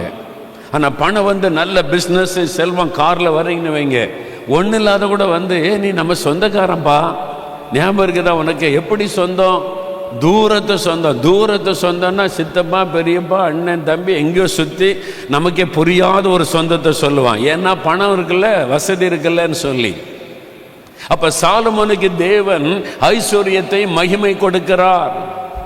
அல்லேலூயா. 2 மடங்கு ஆசீர்வாதம். அல்லேலூயா சொல்லுங்க. உங்களுக்கு ஆண்டவர் தரப்போகிறார். இந்த வருஷம் வாக்கு கொடுத்திருக்கிறார். நீங்க ஞானத்தை கேளுங்க, தேவனுடைய காரியத்துக்கு முதலிடம் கொடுங்க. செல்வம் தேடி வரும், உங்க பின்னால வரும். செல்வத்தை கொடுப்பார், மகிமையை கொடுப்பார், புகழ்ச்சியை கொடுப்பார். அவனுக்கு என்னப்பா, அவன் பிஸ்னஸ்ன்னு ஓஹோன்னு ஆயிட்டு. ஒன்றுமில்லாமல் இருந்த சைக்கிளில் பிஸ்னஸ் பண்ணான். இன்னைக்கு பாருங்க, ஆடி காரில் போகிறான். எப்படிங்க அது? அவன் ஆண்டவர் அவன் ஆசீர்வதிச்சிருக்கிறாரு. அவன் ஏசுன்னு போய் இந்தியான்னு ஜெபம் பண்ணான். திறப்பின் வாசலில் போய் உபவாசம் பண்ணி இந்தியாவுக்காக ஜெபிச்சான். கர்த்தர் எனக்கு ஆடிக்கார கொடுத்து ஆசீர்வதிச்சிருக்கிறாரு. நீங்கள் கர்த்தர் உங்களை கனப்படுத்துவார். அல்லேலூயா. கர்த்தர் உங்களுக்கு நீங்க கேட்காத ஐஸ்வர்யத்தை தருவார், புகழ்ச்சியை தருவார், மேன்மையை தருவார், மகிமையை தருவார். அல்லேலூயா சொல்லுங்க. நான் ஆண்டவர்கிட்ட கேட்டது ஆத்மா. எனக்கு ஆத்மா தாங்க, ஆத்மா தாங்க. ஆரம்ப காலத்துலேருந்து ஆண்டவர்கிட்ட கேட்டது ஆத்மா ரட்சிக்கப்படணும். ஆண்டவர் எனக்கு ஆத்மா தருவன்னு வாக்கு பண்ணினார். பாருங்க, நான் கேட்காத இடத்தெல்லாம் தந்தார். அல்லேலூயா சொல்லுங்க. நான் எனக்கு இடம் தாங்க, தேவனுடைய கூடாரம் கட்டன்னு கேட்கவே இல்லை. இந்த இடம் பாருங்க, நான் தேவனுடைய கூடாரம் கட்டண இடம் தாங்கன்னு கேட்கவே இல்லை ஆண்டவர்கிட்ட. நான் கர்த்தருக்கு முன்னால் சொல்கிறேன், இன்னைக்கு இந்த இடத்துல இவ்வளோ பெரிய இடம், இவ்வளோ பெரிய ஃப்ரீயாக இருக்குன்னு எனக்கு தெரியாத 4 மாடி கிராமத்தில் இருக்கிறேன். ஆண்டவர் சொன்னார், ஜனங்க ஜெபிக்கிறதுக்கு இடம் போதல். அங்கே பந்தலுக்குள்ளே மக்கள் கஷ்டப்படுறாங்க, ஸ்டேஜ் தெரிய மாட்டேங்குது, ஜெபிக்க வர்ற மக்கள் கஷ்டப்படுறாங்க.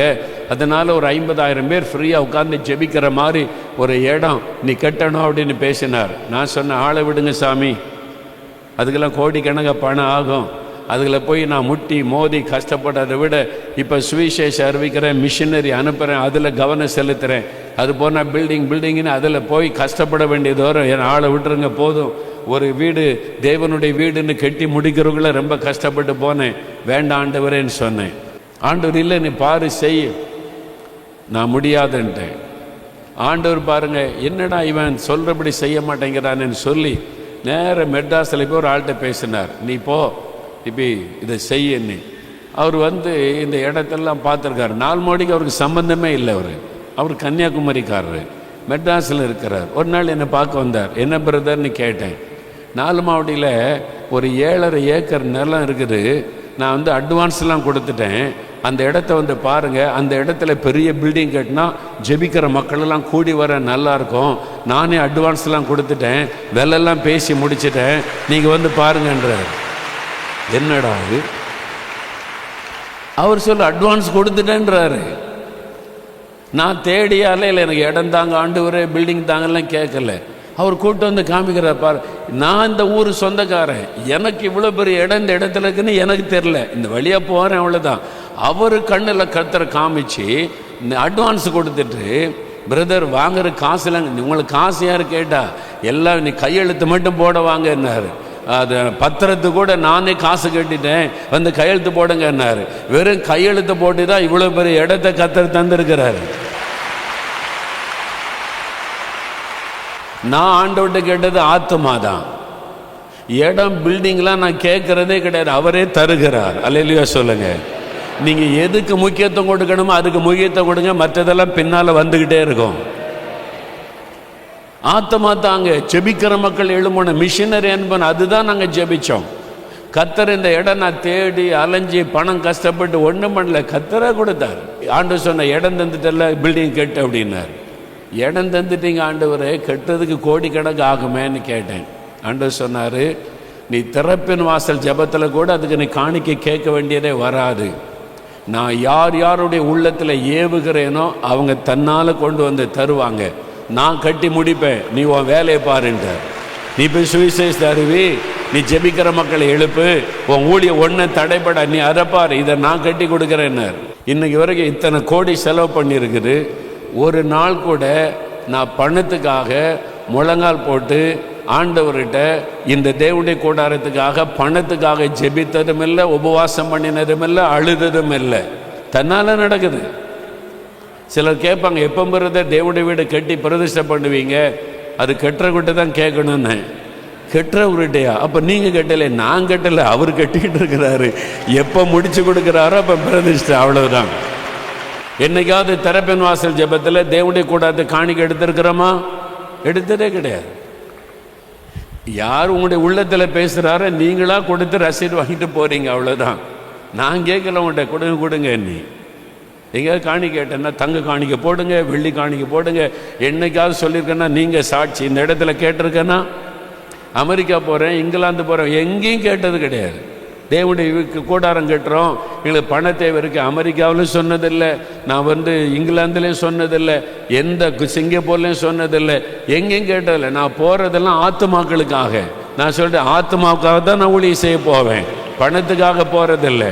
நீங்கள் எது முக்கியத்துவமோ அதை தேடுங்க, மற்றது பின்னால் வந்துக்கிட்டே இருக்கும். அல்லேலூயா சொல்லுங்க.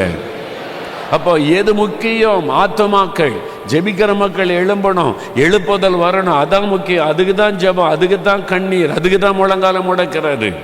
மற்றது தன்னால நடக்கும். அப்போ நீங்கள் கேட்காத ஐஸ்வர்யத்தை கர்த்தர் தருவார். நீங்கள் கேளுங்க, ஆண்டவரை நான் மிஷினரி அனுப்பணும், நான் வருஷத்துக்கு ஒரு சர்ச்சை கட்டி கொடுக்கணும், என் ஆசீர்வதிங்கன்னு சொல்லுங்க. உங்கள் வியாபாரம் செழிக்க ஆரம்பித்து விடும், உங்களுக்காக வேலைக்கு வழி திறந்து விடும், உங்களுடைய பிசினஸை கர்த்தர் ஆசீர்வதிக்க ஆரம்பித்து விடுவார். அப்ப 2 மடங்கு ஆசீர்வாதம். கேட்காத ஐஸ்வர்யத்தை ஆண்டவர் தருகிறார். ஆண்டவர் அவனுக்கு மகிமையை கொடுக்கிறார், புகழ்ச்சியை கொடுக்கிறார். உங்களை நீங்க வேலை செய்யற இடத்துல ப்ரமோஷன் கொடுத்து அவர் மேன்மைப்படுத்துவார். பிசினஸ் ஆசீர்வாதத்தை மேன்மைப்படுத்துவார்.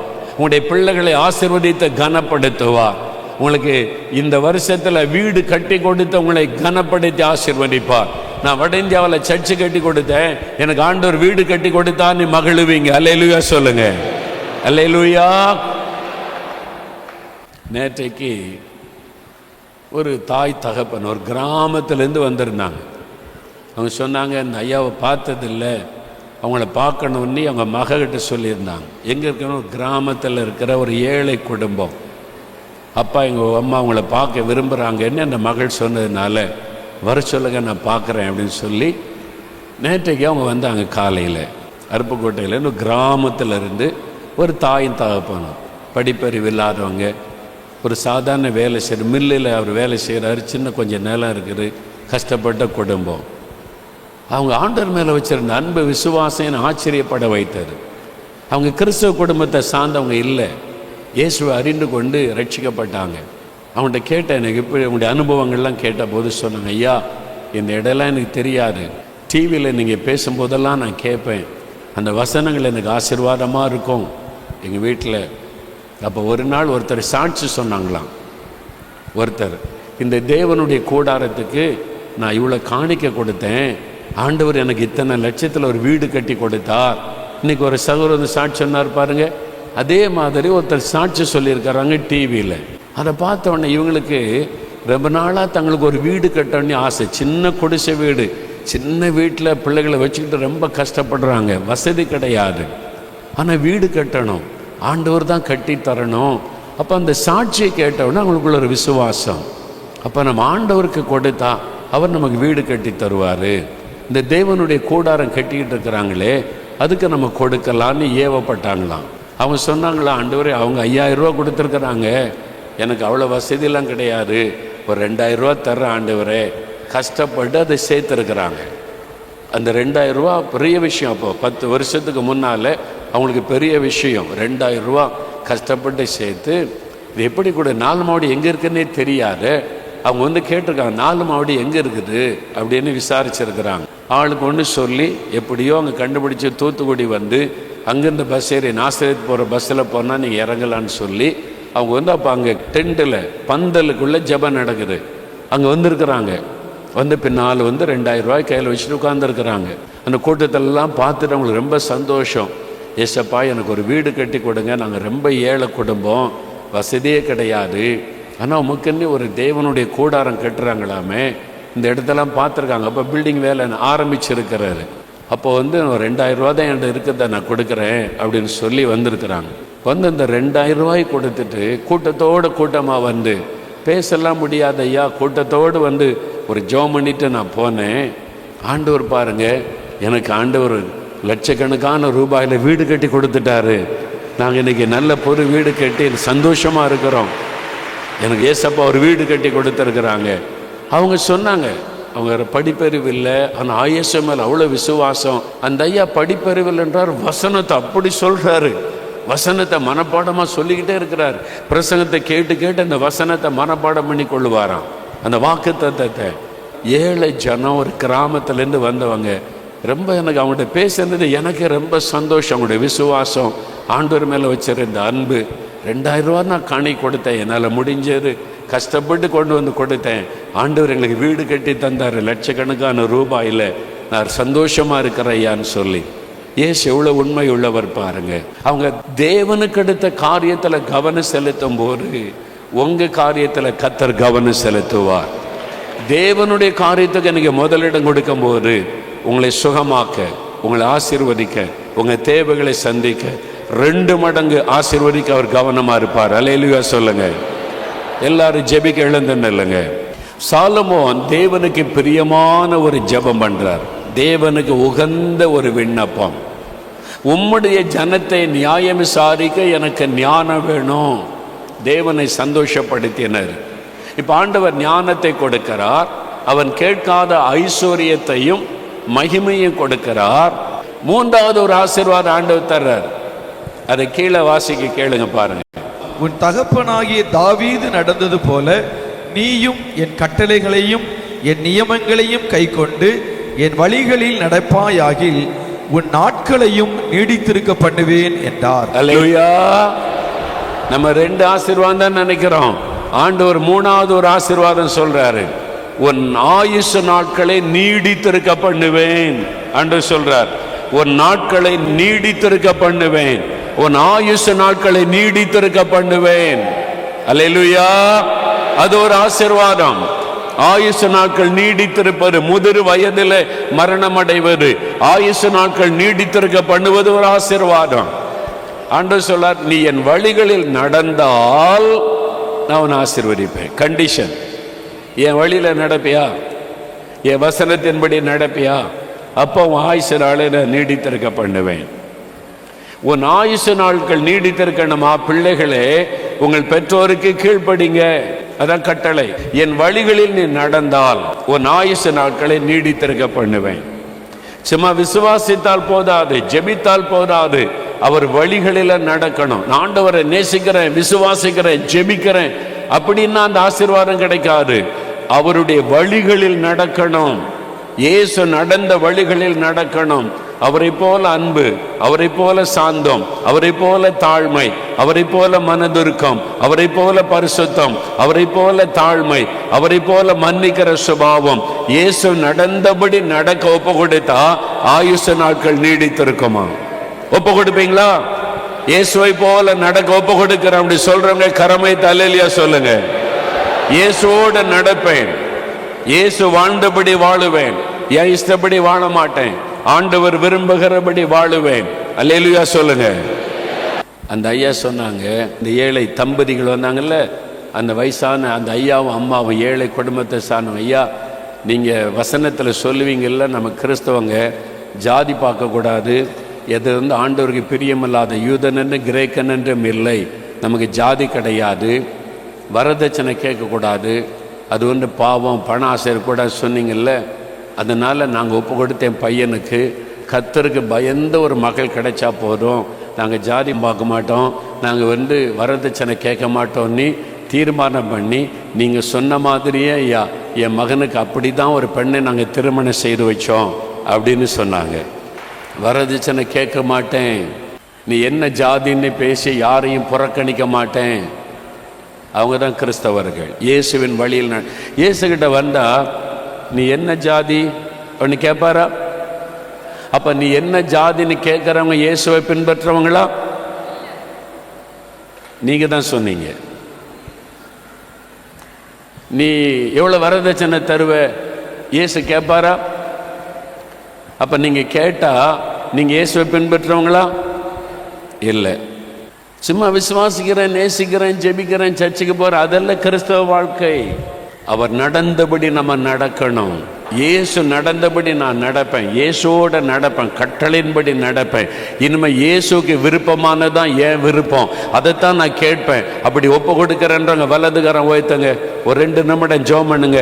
இன்றைக்கு என்னை ஒப்பு கொடுக்குறப்பா, உங்களுக்கு பிரியமானபடி நான் ஜெபம் செய்வேன், உங்களுக்கு பிரியமானதை நான் கேட்பேன். இனிமேல் நான் விரும்புகிறதெல்லாம் கேட்க மாட்டேன், நான் விரும்புகிறபடி நடக்க மாட்டேன், நான் விரும்புகிறபடி செய்ய மாட்டேன். நீங்க விரும்புகிறபடி, நீங்க எதிர்பார்க்கிறபடி நான் வாழுவேன், செய்வேன். நீங்க எதிர்பார்க்கிறபடி நான் ஜெபம் செய்வேன். ஆத்துமாக்களுக்காக, தேவனுடைய ராஜ்யத்திற்காக, எழுப்புதலுக்காக, சபை வளர்ச்சிக்காக, ஜனங்கள் ரட்சிக்கப்பட, இப்படி நீங்க விரும்புகிற காரியத்தை தான் நான் கவனம் செலுத்துவேன். அதுக்காக ஜெபம் பண்ணுவேன். மிஷனரி அனுப்பணும், சுவிசேஷம் அறிவிக்கணும், ஆண்டவருடைய ஆலயம் கட்டப்படணும், இதுல தான் நான் கவனம் செலுத்துவேன். ஆண்டவரே, மற்றதெல்லாம் எனக்கு 2வது. நான் முதலிடம் உமக்கு கொடுக்கிற ஆண்டவரே. நான் படிச்சு இயேசுவுக்கு சாட்சியா இருப்பேன். நான் படித்தாலும் இயேசுவுக்காக, சாப்பிட்டாலும் இயேசுவுக்காக, வேலை செய்தாலும் இயேசுவுக்காக, பிசினஸ் பண்ணாலும் இயேசுவுக்காக, இனி நான் என்ன செய்தாலும் இயேசுவுக்காக, அவருடைய ராஜ்யத்தை கட்டுவதற்காக, அதுக்காகவே என்னை ஒப்பு கொடுக்கிறேன். ஒரு நிமிடம் சொல்லுங்க, ஆண்டவரிடத்தில் சொல்லுங்க, வாய் திறந்து சொல்லுங்க, இயேசுவே உம்முடைய வழிகளில் நடக்க ஒப்பு கொடுக்கிறேன், ஒப்பு கொடுக்கிறோம். நீர் விரும்புகிறபடி ஜெபிக்கவும் வாழவும் எங்களை ஒப்பு கொடுக்கிறோம். நீர் எதிர்பார்க்கிறபடி ஜெபிக்க வாழ ஒப்பு கொடுக்கிறோம். எங்களை அர்ப்பணிக்கிறோம் ஆண்டவரே, அர்ப்பணிக்கிறோம் இயேசுவின் நாமத்தில். அல்லேலூயா. ஒப்பு கொடுத்துட்டீங்களா? இப்ப தடையே இல்லை. இப்ப ஆண்டவர் உங்களை ஆசீர்வதிக்க போகிறார். அல்லேலூயா. உங்களை ஆண்டவர் ஆசீர்வதிக்க போகிறார். ரெட்டிப்பான ஆசீர்வாதம், 3 மடங்கு ஆசீர்வாதம், நீடித்த ஆயுளை ஆண்டவர் தருவார். அவர் ஆசீர்வதித்து நடத்த போகிற இந்த வருஷம் உங்களுக்கு ஆசீர்வாதமான வருடம். முதலாவது, இப்ப உங்களுடைய சரீரத்தில் சுகம், விடுதலை. அப்புறம் உங்களுடைய மற்ற ஆசீர்வாதங்களுக்காக ஜெபம் பண்ணி உங்களை ஆசீர்வதித்து அனுப்ப போகிறேன். வியாதி உள்ளவங்க நிறைய பேர் ஒரு விடுதலை சுகத்துக்காக நீங்க வந்திருக்கலாம். ஜெபிக்கலாம். கண்ணை மூடுங்க, கண்ணை மூடுங்க. இயேசுவை நோக்கி பாருங்க. இயேசுவே என்னை தொடும், இயேசுவே என் நுரையீரலை தொட்டு புதிதாக்கும், என் கண் புதிய கண்ணாய் மாறட்டும், என் காது புதிய காதாய் மாறட்டும், என் நுரையீரல் புதிய நுரையீரலாய் மாறட்டும். இயேசுவின் நாமத்தில், இயேசுவின் நாமத்தில் என் இருதயம் புதிய இருதயமாய் மாறட்டும். ஆண்டவரே, என் கர்ப்பப்பை புதிய கர்ப்பப்பையாய் மாறட்டும், என் எலும்புகள் புதிய எலும்புகளாய் மாறட்டும், என் முழங்கால் எலும்புகள் புதிய எலும்புகளாய் மாறட்டும், என் ஸ்பைனல் கார்டு முதுகு தண்டு எலும்பு புதிய எலும்பாய் மாறட்டும். ஆண்டவரை தொடுங்க. டச் மீ ஓ காட். புதிய மூளை பகுதியாய் மாறட்டும். New new everything become new. ஆண்டவர் புதிதாக்குகிறார், புதிதாக்குகிறார். எனக்கு ஒரு புதிய இருதயத்தை கொடுத்தவர், எனக்கு ஒரு புதிய இருதயத்தை கொடுத்தவர். இப்போ உங்களுக்கு புதிய இருதயத்தை தருகிறார், புது நுரையீரலை தருகிறார், புதிய கிட்னியை தருகிறார், புதிய நரம்பு மண்டலத்தை தருகிறார், புதிய எலும்புகளை தருகிறார். அந்த இரத்தத்தில் பிரச்சனை, இரத்தம் பாதிக்கப்பட்டு விட்டது, புதிய இரத்தமாய் மாற்றுகிறார், புதிய கண்களாய் மாற்றுகிறார். இயேசுவின் நாமத்தில், இயேசுவின் நாமத்தில், இயேசுவின் நாமத்தில் சகலமும் புதிதாய் மாறட்டும். இயேசுவின் நாமத்தில் புதிதாய் மாறட்டும். இயேசுவின் நாமத்தில் புதிய உறுப்புகளாய் மாறட்டும். இயேசு கிறிஸ்துவின் நாமத்தில் புதிய நுரையீரல், இயேசு கிறிஸ்துவின் நாமத்தில் புதிய கல்லீரல், இயேசு கிறிஸ்துவின் நாமத்தில் புதிய எலும்புகள், புதிய நரம்புகள், இயேசு கிறிஸ்துவின் நாமத்தில் புதிய கண்கள், இயேசு கிறிஸ்துவின் நாமத்தில் புதிய சரீரம், இயேசு கிறிஸ்துவின் நாமத்தில் புதிய கால்கள். இப்பொழுது இப்பொழுது இப்பொழுது தொடட்டும், தொடட்டும், வல்லமை தொடட்டும். இயேசுவின் நாமத்தில் சுகம், இயேசுவின் நாமத்தில் விடுதலை, இயேசுவின் நாமத்தில் புதிய உறுப்புகளாய் மாறட்டும், இயேசுவின் நாமத்தில் புதிதாய் மாறட்டும். மாறுகிறது மாறுகிறது மாறுகிறது, இயேசுவின் நாமத்தில் புதிதாய் மாறிக்கொண்டிருக்கிறது. ஸ்தோத்திரம் பண்ண ஆரம்பிங்க, ஸ்தோத்திரம் பண்ண ஆரம்பிங்க. வல்லமை தொடுகிறதை உணர்கிறீர்கள். God's power is touching you now. You are experiencing the power of the touch of the Lord Jesus. ஆண்டவருடைய வல்லமையின் தொடுதலை உணர்கிறீர்கள். ஸ்தோத்திரம் பண்ண ஆரம்பிங்க, ஸ்தோத்திரம் பண்ணுங்க. வாயை திறந்து என்னை தொட்டுவிட்டு நன்றி ஆண்டவரே, புதிதாய் மாற்றிவிட்டு நன்றி ஆண்டவரே. புதிய கண்கள், புதிய இருதயம், புதிய நுரையீரல் ஆண்டவரே, புதிய கர்ப்பப்பை இயேசுவின் நாமத்தில், புதிய நரம்புகள், புதிய எலும்புகள் சுகம் உண்டாகிறது. புதிய இருதயம் இப்பொழுது இயேசு கிறிஸ்துவின் நாமத்தினாலே சுகம், இயேசு கிறிஸ்துவின் நாமத்தினாலே புதிதாகிறது. இயேசு கிறிஸ்துவின் நாமத்தினாலே இப்பொழுது இப்பொழுது வல்லமை இறங்குகிறது, வல்லமை இறங்குகிறது. சுகமளிக்கிற வல்லமை. பழையவைகள் மறைகிறது, வலிகள் விலகுகிறது, கட்டிகள் மறைகிறது, வலிகள் விலகுகிறது. புதிய எலும்புகள், புதிய நரம்புகள், புதிய கண்கள் இயேசு கிறிஸ்துவின் நாமத்தில், இயேசு கிறிஸ்துவின் நாமத்தில், இயேசு கிறிஸ்துவின் நாமத்தில் ஒவ்வொருவருக்கும் உண்டாகட்டும். இயேசுவின் நாமத்தினால கடன் பிரச்சனை மாறணும். அப்பா அப்பா உங்க பிள்ளைகளுப்பா, நீங்க தானே வாக்கு கொடுத்தீங்க, 2 மடங்கு ஆசீர்வதிப்பேன்னு சொன்னீங்களப்பா. உங்களை தேடி வந்திருக்கிறாங்க, வசனத்துக்கு ஒப்பு கொடுத்திருக்கிறாங்க, கீழ்ப்படி ஒப்பு கொடுத்திருக்கிறாங்க. இப்ப ஆசீர்வதிங்கப்பா, ஒவ்வொருவரையும் ஆசீர்வதிங்கப்பா, ஆசீர்வதிங்கப்பா. அற்புதம் நடக்கட்டப்பா, கடன் பிரச்சனை மாறட்டப்பா, செழிப்பு உண்டாகட்டப்பா. ஒரு ஐஸ்வர்யத்தை தருவேன்னு சாலமோனுக்கு சொல்லி ஆசீர்வதித்தீங்களே, இவருடைய வியாபாரத்தை ஆசீர்வதிங்க, வருமானத்தை ஆசீர்வதிங்க, செழிக்க பண்ணுங்க, வேலைக்கு வழியை திறந்து கொடுங்கப்பா. ஆண்டவரே நிலங்களை ஆசீர்வதிங்க, விளைச்சலை பெருக பண்ணுங்க. தடைகள் மாறட்டப்பா, தடைகள் மாறட்டப்பா. ஜெயம் கொடுங்க ஆண்டவரே. படிக்கிற பிள்ளைகளுக்கு ஞானம் கொடுங்க, படிப்பில வெற்றி கொடுங்க, ஆசீர்வதித்த உயர்த்துங்கப்பா. கற்பத்தின் கனி கொடுங்க ஆண்டவரே. இயேசுவின் நாமத்தில் கற்பத்தின் ஆசீர்வாதம் உண்டாகட்டப்பா. தடைகள் விலகட்டும் ஆண்டவரே. பொல்லாதவன் கொண்டு வருகிற தடைகள் விலகட்டப்பா. உங்க கரம் தொடுகிறதற்காய் நன்றி, உங்களுடைய கரம் விடுதலை தருகிறதற்காய் நன்றி, ஒவ்வொருவரையும் ஆசீர்வதிக்கிறதற்காய் நன்றி, ஆசீர்வதித்து விட்டதற்காய் நன்றி. இயேசுவே ஸ்தோத்திரம். எல்லாம் கரம் வைத்து சொல்லுங்க, இயேசுவே ஸ்தோத்திரம். நான் பெற்றுக்கொண்டேன், பெற்றுக்கொண்டேன், பெற்றுக்கொண்டேன், நான் பெற்றுக்கொண்டேன், நீ தந்து விட்டீர், உமக்கு ஸ்தோத்திரம். தகப்பனே, உங்க பிள்ளைங்கப்பா உங்க பாதபடியில வந்தாங்க, உங்களுடைய வசனத்தை கேட்டாங்க, வசனத்துக்கு ஒப்பு கொடுத்திருக்கிறாங்க. இவங்களை ஆசீர்வதித்து அனுப்புகிறீர். இன்று முதல் ஆசீர்வாத நன்மையின் பிள்ளைகள் காணட்டும். இன்று முதல் வீட்டுக்குள்ள தொழில எல்லா மாற்றத்தை காணட்டும் ஆண்டவரே. உம்முடைய ஜனத்தை ஆசீர்வதிப்பேன்னு சொன்னீங்களே, ஆசீர்வதித்து அனுப்புகிறதற்காய் ஸ்தோத்திரம், ஸ்தோத்திரம், ஸ்தோத்திரம். உமக்கே நாங்கள் மகிமை செலுத்துகிறோம். இயேசு கிறிஸ்துவின் நாமத்தில் ஜெபிக்கிறோம் பிதாவே, ஆமென், ஆமென். உங்க பேர் என்ன? சித்ரா. எந்த ஊரு? கடலூர் மாவட்டத்திலிருந்து வரோம், சிதம்பரத்துல இருந்து. எங்க? சிதம்பரம். சிதம்பரம். அங்கிருந்து வந்தீங்களா? 7 மாசமாவே அந்த மாதிரி வலி குறையவே இல்லை. 7 மாசமா வலி, வயிற்று வலியும், நடுமுதுகு வலியும், நடக்க முடியாது, தூக்கமும் இல்லை. ராவும் பகலும் நடந்துகிட்டே தான் இருந்தேன். ஆனால் யோசினாலும் என்னை பரிசுத்தப்படுத்தி கொடுத்துட்டாங்க ஆண்டவர். இன்னைக்கு இப்ப என்ன நடந்துச்சு? ஜெபிக்கும் போது வலி, உட்காந்துருக்கவே முடியல, ஜெபம் பண்ணவே முடியல. ஆனா இப்ப பரிசுத்தப்படுத்தி கொடுத்துட்டாங்க ஆண்டவர். வலியே இல்லை, இப்ப வலியே இல்லை. பாருங்க, கேன்சர்னால அடி வயிற்றுல வலி, உட்கார முடியாத, நடக்க முடியாத, வலியோடு உட்கார்ந்து இருக்கிறாங்க. ஜெப நேரத்தில் ஆண்டவர் தொட்ட உடனே வலி போய்விட்டாரு. இப்ப மாற்றத்தை உணர்றீங்களா? இல்ல. பாருங்க, சந்தோஷம் வந்துட்டு ஆண்டவர் கேன்சர் வியாதியை மாற்றி இருக்கிறார்.